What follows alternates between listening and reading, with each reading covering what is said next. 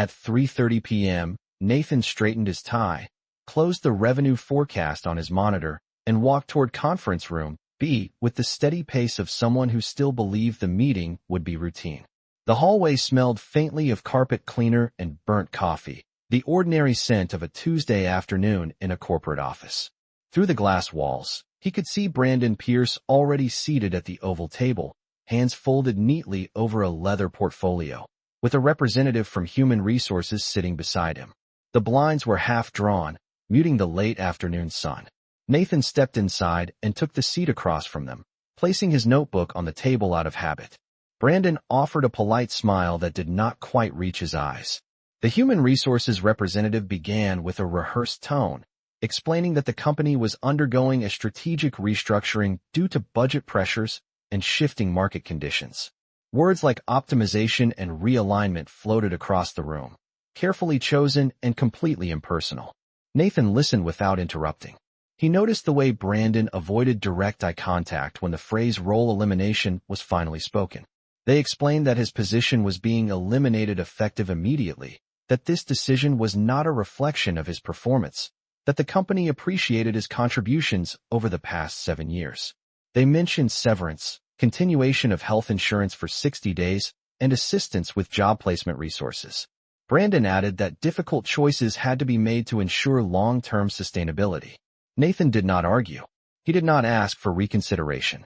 Instead, he asked one practical question about the transition of active client accounts and whether documentation would be required before his departure.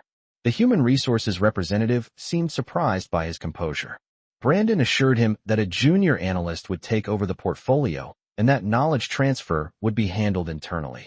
Nathan nodded slowly, committing every detail to memory. When the meeting ended, he shook hands, thanked them for the opportunity to work with the team, and walked back to his desk. The office felt different now, though nothing had physically changed. The hum of conversation sounded distant. He opened a blank email and began drafting a concise farewell to his team, expressing gratitude and offering his personal contact information. He avoided any hint of bitterness. Within 20 minutes, his system access was restricted. An information technology representative arrived to collect his badge and company laptop. Nathan packed a framed photo from a client appreciation event, a ceramic mug from a conference in Dallas, and a small desk plant he had kept alive for 3 years. As he stepped into the elevator, he caught his reflection in the mirrored wall. He looked the same as he had that morning, calm and measured, but something fundamental had shifted. Outside, the air was cool and carried the faint smell of rain.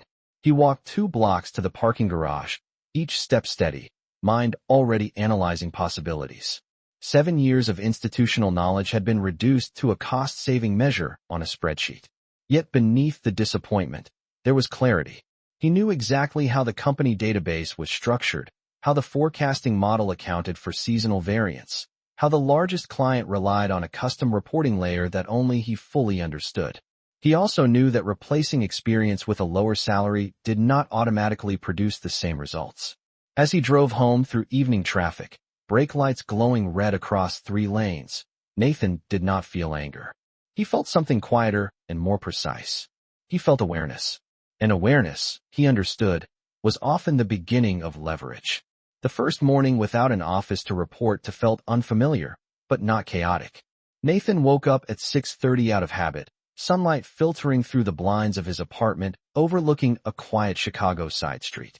For a few seconds he lay still, listening to the distant rumble of early traffic and the hum of the city waking up, and then the reality settled in. There was no commute waiting for him, no badge to scan, no calendar filled with back-to-back meetings. Instead of rushing, he brewed coffee in his own kitchen and opened his personal laptop at the dining table. He began by updating his resume with deliberate precision, quantifying results in measurable terms, reduced reporting errors by 12%, improved forecast accuracy to within 1.8% variance, retained a retail client responsible for $8 million in annual revenue. He was not embellishing. He was documenting facts. By mid-morning, he had reached out to 3 former colleagues who had left Alder Ridge Analytics over the past 2 years. Each conversation revealed the same subtle pattern. Since his departure, Small inconsistencies had started appearing in internal dashboards. A revenue projection had been off by nearly 4%. A client had requested clarification on discrepancies in a quarterly summary. The junior analyst who replaced him, fresh out of graduate school and earning nearly $40,000 less, was competent but overwhelmed. Nathan listened without offering criticism. He understood how complex the underlying data architecture truly was. The company had grown through acquisitions, merging incompatible systems into one fragile structure. He had spent years creating patches and predictive safeguards that were never fully documented because there had never been time. Now those invisible safeguards were gone. Meanwhile, Brandon Pierce began noticing pressure from above. During a Wednesday leadership call, the chief financial officer asked pointed questions about margin erosion and inconsistent reporting. Brandon responded with confident assurances, attributing the irregularities to temporary transition adjustments. Yet by the end of the week, a long-standing Midwest retail client requested a detailed audit after spotting conflicting inventory forecasts. The account manager attempted to trace the issue, but could not identify the root cause. What had once taken Nathan 15 minutes to diagnose now stretched into hours of uncertainty. Back in his apartment, Nathan maintained a structured routine. He allocated mornings to job applications and afternoons to independent consulting research. He explored contract opportunities on professional networking platforms and reconnected with a former client who now worked at a Texas-based logistics firm. That client remembered how Nathan had stabilized their demand model during a volatile quarter and asked whether he would consider a short-term advisory role. The proposal was modest at first, a 3-month contract at an hourly rate that exceeded his former salary when calculated annually. Nathan accepted without hesitation. Within 2 weeks, he was working remotely from his dining table, building customized forecasting tools for a company that valued precision over appearances. Payment arrived promptly. Feedback was direct and appreciative. For the first time in years, he experienced professional respect without internal politics. At Alder Ridge Analytics, the situation grew more fragile. The junior analyst struggled to maintain the customized reporting layer that Nathan had designed. Small data mismatches multiplied quietly, like hairline cracks spreading through glass. Brandon began staying later in the office, reviewing spreadsheets himself, attempting to regain control. He reassured the executive team that the restructuring would yield long-term savings, but the numbers refused to align neatly with the narrative. Nathan did not celebrate these developments. He observed them as variables in a broader equation. Experience had taught him that systems reveal their weaknesses gradually, not dramatically. And as he sat at his dining table one evening reviewing performance metrics for his new contract client, he realized something simple yet powerful. His value had never disappeared. It had merely been mispriced by the wrong people. By the beginning of the 3rd month, the difference between cost-cutting and competence was no longer theoretical inside Alder Ridge Analytics. It showed up in missed targets, delayed reports, and strained conference calls with clients who had once trusted the company without hesitation.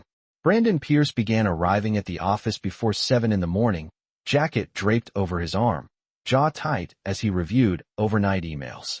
The Midwest retail client that Nathan had stabilized the previous year had now escalated concerns to the chief financial officer directly, citing inconsistencies in demand projections that translated into inventory overages measured in the hundreds of thousands of dollars. During a Monday executive meeting, the chief financial officer asked a direct question about why forecast accuracy had slipped from within 2% variance to nearly 5% in less than a quarter. Brandon responded with controlled language about transition challenges and learning curves, but the explanation sounded thinner each time it was repeated. The junior analyst assigned to Nathan's former responsibilities worked diligently, often staying until 8 at night, yet the underlying system was too intricate to master quickly. Nathan had built layered formulas that accounted for seasonal demand spikes, regional purchasing behavior, and supplier lag time down to specific days. Without full understanding of those layers, small adjustments triggered unintended ripple effects across the dashboard. Meanwhile, Nathan's consulting work expanded steadily. The Texas logistics firm extended his initial 3-month advisory agreement into a 6-month contract after he identified a routing inefficiency that was costing them nearly $300,000 annually. They increased his hourly rate without negotiation and offered flexible hours, measuring him solely by results. His days developed a rhythm. Morning strategy calls conducted from his home office, afternoon modeling sessions, evening reviews of performance metrics. He invested in a larger monitor and upgraded his internet connection, transforming his dining table into a structured workspace. There was no office politics, no whispered conversations in hallways, no carefully worded memos about restructuring. Only measurable outcomes. Back at Alderidge, tension accumulated quietly. The sales team reported that 2 prospective clients hesitated to sign new contracts after hearing informal feedback about reporting inconsistencies. Reputation, once stable, began to waver. During one particularly strained conference call, the Midwest retail client requested a comprehensive audit of forecasting methodology and asked whether the analyst who originally designed the system was still involved. The question lingered in the silence that followed. Brandon replied that the company had reallocated resources but assured them of continued expertise. After the call ended, he remained seated at the long walnut conference table, staring at the muted city skyline beyond the glass. He understood now that the savings achieved by eliminating a $140,000 salary were being offset by hidden losses, extended hours, eroded confidence, and potential revenue decline. The narrative of efficiency was becoming harder to defend. One Thursday afternoon, Brandon requested a private performance review from the data team and asked bluntly whether anyone felt fully confident managing the legacy system alone. The room remained quiet for several seconds before someone admitted that documentation gaps made troubleshooting unpredictable. It was not a dramatic collapse. There were no raised voices or public confrontations. Instead, there was the slow recognition that expertise once taken for granted had been foundational. That evening, as Nathan closed his laptop after finalizing a predictive model for his Texas client, he received a notification on his professional networking profile. It was not a job posting or a recruiter inquiry. It was a message from someone at Alderidge Analytics requesting a brief conversation about a potential opportunity. Nathan read the message once, then again, his expression steady. The equation he had been quietly observing was approaching its inflection point. The message sat unread for 12 minutes before Nathan opened it, not because he was avoiding it, but because he believed timing mattered. It was from Melissa Grant in Human Resources at Alderidge Analytics, written in a tone carefully balanced between professional and warm. She said the company was navigating a transitional phase and would appreciate a brief conversation to explore how his expertise might align with current needs. There was no mention of urgency, yet the subtext was unmistakable. Nathan leaned back in his chair, the late afternoon light casting long shadows across his apartment floor. 3 months earlier, he had walked out of the 23rd floor conference room with a cardboard box and a polite handshake. Now the same organization was initiating contact. He closed the message without responding immediately and returned to the financial model open on his screen. He adjusted a variable related to seasonal freight volume for his Texas client and recalculated projected margins. The model stabilized within 1 decimal point of his forecast. Measurable, predictable, earned. Only after completing his work did he draft a short reply. He thanked Melissa for reaching out and said he would be available for a call the following afternoon between 1 and 3 Central Time. The next day, precisely at 1:15, his phone rang. Melissa's voice was cordial but edged with caution. She explained that the company had experienced unexpected operational strain following recent restructuring and that leadership was reevaluating certain strategic roles. She asked if he would be open to discussing a potential return in a revised capacity. Nathan listened without interruption. He asked 2 questions. What specific outcomes were currently falling short, and what authority would accompany any proposed position? There was a pause before Melissa answered. Forecast accuracy had declined, client confidence required reinforcement, and the executive team sought stability. Authority, she said, would depend on internal alignment. Nathan acknowledged the information and said he would consider the conversation a preliminary discussion. Later that week, Brandon Pierce joined the call. His tone was more direct than Melissa's, but less assured than it had been months earlier.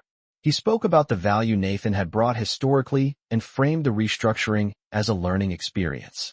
He emphasized the company's desire to rebuild momentum before the next fiscal quarter. Nathan responded calmly. outlining the complexity of the legacy data infrastructure and the time required to restore predictive reliability. He did not mention the severance meeting. He did not revisit past decisions. Instead, he spoke in metrics. He explained that stabilizing the forecasting system would require a full audit, process redesign, and a minimum 90-day corrective plan. Brandon asked what it would take for him to rejoin. Nathan had anticipated the question. He stated that any return would require a compensation structure reflective of current market value, remote flexibility for at least 3 days per week, and contractual clarity regarding decision-making authority within the data strategy division. He did not present the numbers yet. He allowed the weight of the requirements to settle first. After the call ended, Brandon remained seated in his office, staring at a spreadsheet that no longer justified its own assumptions. The savings achieved by eliminating one salary had dissolved into hidden inefficiencies and reputational risk. Meanwhile, Nathan walked to his kitchen, poured a glass of water, and looked out at the quiet Chicago street below.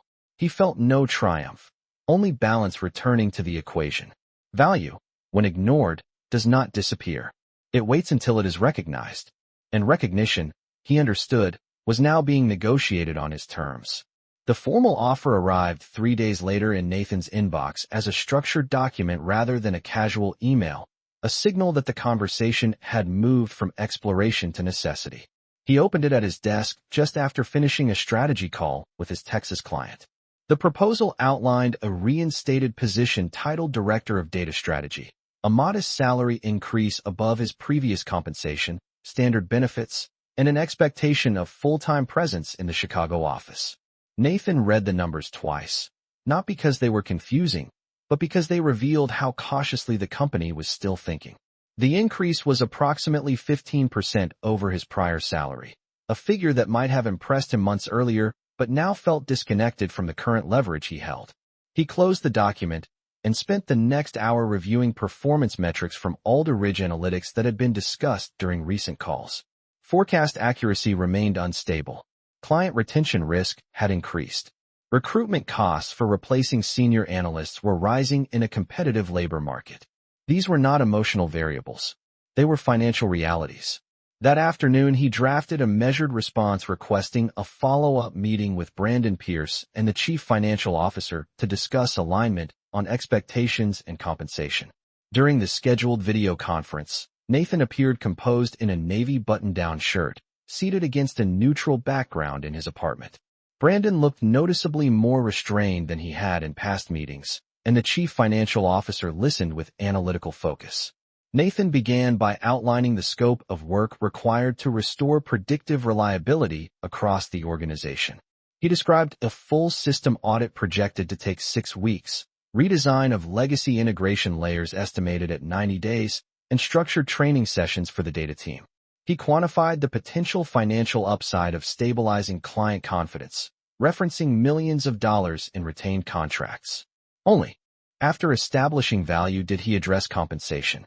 He stated clearly that his market rate, based on current consulting earnings and industry benchmarks in Chicago, justified a base salary of $280,000 annually, along with performance incentives tied to measurable accuracy improvements.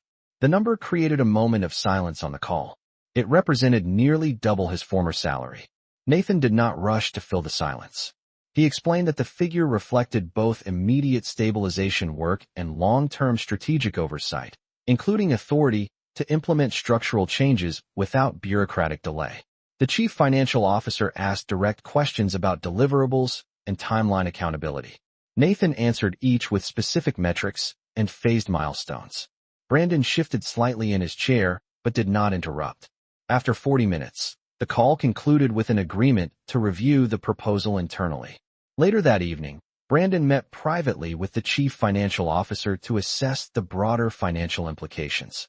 They examined the cost of continued instability, potential client attrition measured in multi-million-dollar contracts, and the reputational damage that might follow another quarter of inconsistent reporting.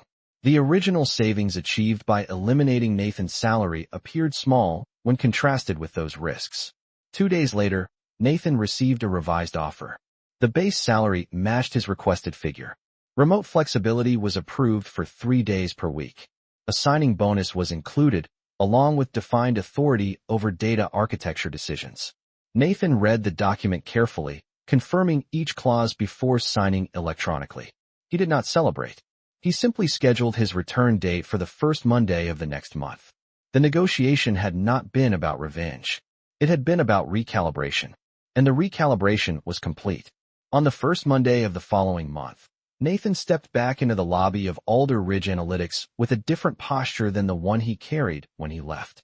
The building had not changed. The marble floors still reflected the overhead lights, and the security desk still required identification before granting elevator access.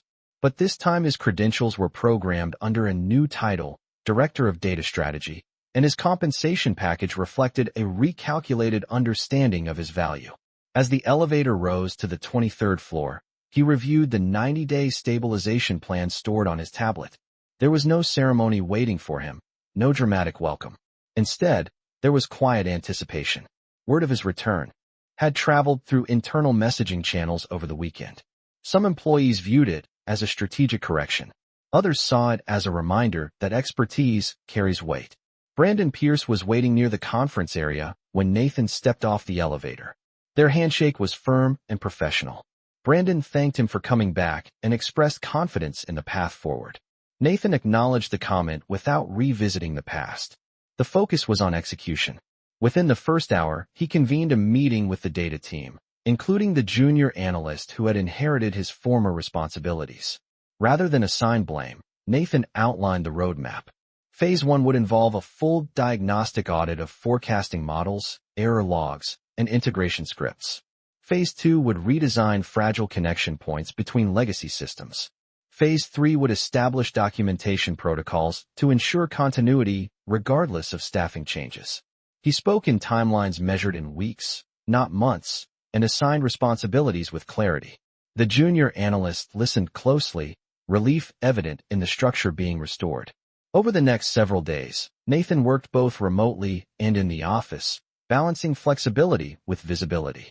He accessed archived scripts he had once written and identified multiple layers where automated adjustments had been disabled after his departure.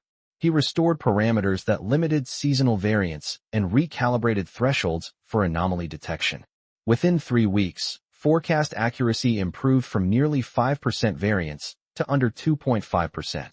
The Midwest retail client noticed the improvement before anyone formally announced it. During a scheduled call, their operations director commented that reporting consistency had returned to previous standards. Brandon sat silently as Nathan presented the revised methodology and outlined safeguards implemented to prevent recurrence. There was no need for confrontation. The results spoke. Internally, the atmosphere shifted from defensive to constructive. The chief financial officer reviewed the updated metrics and noted that client retention risk had stabilized. Recruitment plans for additional senior analysts were paused as structural efficiency began to return. Nathan maintained a steady rhythm, avoiding excessive meetings and focusing on system integrity. When colleagues asked how it felt to be back, he answered simply that clarity of expectations made the difference. The compensation he now received was not discussed openly, yet its implications were understood. Authority had been formalized. Decision-making channels were streamlined. Brandon adjusted his approach, involving Nathan earlier in strategic planning sessions and requesting data validation before presenting projections. To the executive board, there was no public admission of error, but there was visible recalibration of hierarchy. Nathan did not seek acknowledgement. He measured success in percentages and timelines. On a quiet Thursday evening, after finalizing a quarterly accuracy report that reflected a 1.9% variance, he closed his laptop in his office overlooking the Chicago skyline. The city lights flickered against the glass, steady and precise. The equation that once undervalued him had been corrected, not through argument, but through leverage, patience, and measurable proof. And in that correction, the balance of power had quietly shifted for good. By the end of the second quarter after Nathan's return, the transformation inside Alder Ridge Analytics was measurable in ways that extended beyond forecast percentages. Revenue projections stabilized across all major accounts. Client satisfaction surveys reflected renewed confidence, and internal reporting timelines shortened by nearly 30%. The 90-day corrective plan had been completed ahead of schedule, and the documentation protocols Nathan implemented ensured that no single point of failure could jeopardize the system again. For the first time in over a year, executive meetings shifted from reactive explanations to proactive strategy discussions. Brandon Pierce adjusted to this new reality with calculated pragmatism. He began referencing Nathan's data insights during board presentations and included him in early-stage planning sessions that previously excluded technical leadership. The hierarchy had not been publicly rearranged, but the center of influence had moved. Decisions involving expansion, pricing strategy, and client acquisition now required validation from the data strategy division. Nathan did not request this shift.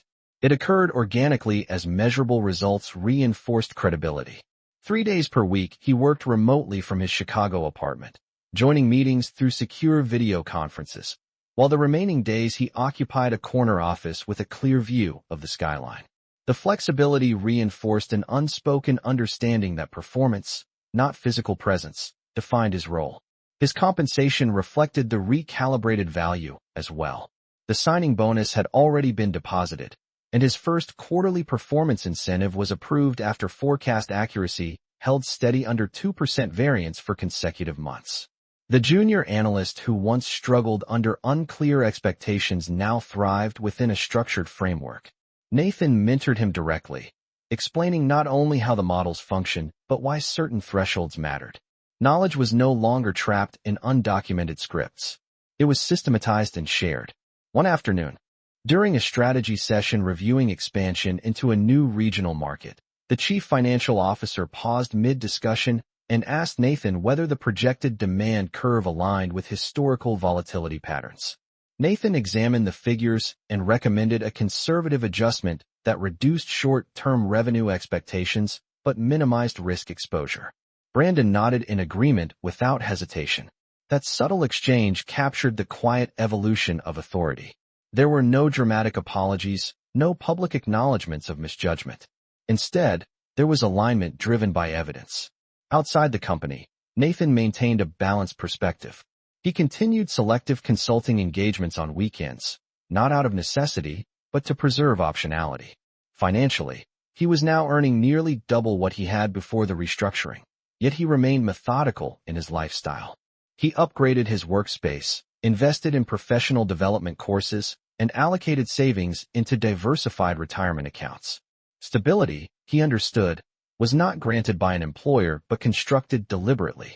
As autumn settled over Chicago, with cooler air and early sunsets reflecting against the office windows, Nathan reviewed the latest quarterly report one evening after most employees had left. Forecast accuracy measured 1.8% variance. Client retention stood at 100% for core accounts. Operational margins improved compared to the previous fiscal year. The numbers told a clear story of recovery and growth.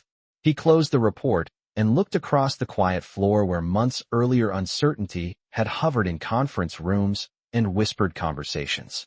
The organization had attempted to simplify its balance sheet by removing a perceived expense. Instead, it had learned that expertise carries compound value. Nathan did not dwell on the irony. He simply documented the metrics, scheduled the next review, and prepared for the following quarter with the steady awareness that his worth was no longer defined by a line item, but by demonstrated impact. 6 months after his return, the numbers no longer required explanation. Alder Ridge Analytics closed the fiscal year with improved margins, stabilized client retention, and a measurable increase in operational efficiency. The forecasting model that once faltered now served as a benchmark within the industry, cited during investor briefings as an example of disciplined data governance. Nathan Cole did not seek recognition, yet his influence was embedded in every projection reviewed by the executive board. During the final quarterly strategy meeting of the year, the chief financial officer presented performance metrics that reflected consistent growth. Across all primary accounts, forecast variance held steady under 2% for 3 consecutive quarters, a level of precision that reduced supply chain overages by hundreds of thousands of dollars. Brandon Pierce contributed to the presentation with a more measured tone than he had displayed in the past. He referenced the importance of long-term expertise and structural continuity, acknowledging indirectly that short-term cost-cutting had nearly destabilized foundational systems. Nathan observed the room quietly, noting how perspectives had shifted not through confrontation but through evidence. After the meeting concluded, Brandon approached him privately near the conference table overlooking the Chicago skyline. He expressed appreciation for the discipline Nathan had brought back into the organization and admitted that certain strategic decisions had underestimated the complexity of the data infrastructure. The acknowledgement was concise, without dramatics, yet it carried weight. Nathan responded simply that sustainable growth requires accurate information and consistent stewardship. There was no resentment in his voice, only clarity. Outside the office, winter settled over the city, snow lining the sidewalks and reflecting the glow of streetlights. Nathan continued to balance his schedule between remote days and in-person collaboration, maintaining flexibility while reinforcing accountability within his team. The junior analyst he once mentored had developed into a confident contributor, capable of managing complex reports independently. Documentation protocols ensured transparency, preventing future dependency on a single individual. Financially, Nathan's compensation reflected not only a higher salary, but performance incentives that rewarded measurable impact. He allocated a portion of his increased earnings toward diversified investments and expanded his emergency savings to cover 12 months of expenses, reinforcing personal security beyond any single employer. Stability, he understood, was constructed through preparation, not promises. As the year closed, Alder Ridge Analytics initiated strategic expansion into 2 additional regional markets, guided by data models Nathan's team refined carefully. Projections were conservative yet precise, minimizing exposure while capturing opportunity. During a final review before the holiday break, the chief financial officer commented that the company's strongest asset was no longer its marketing narrative but the integrity of its internal systems. Nathan listened without reaction, recognizing that institutional memory often fades quickly, but structural improvements endure. When he left the office that evening, stepping into the cold Chicago air with snow beginning to fall lightly across Michigan Avenue, he felt neither vindication nor triumph. He felt equilibrium. Months earlier, he had been reduced to a line item on a spreadsheet. Now he was a central architect of strategic direction, compensated in alignment with measurable value. The difference had not been driven by emotion or retaliation. It had been driven by patience, leverage, and proof. And as the city lights shimmered against the frozen lake in the distance, Nathan understood a quiet truth that required no announcement. Value recognized is power secured, and power secured through competence does not need to speak loudly to be permanent.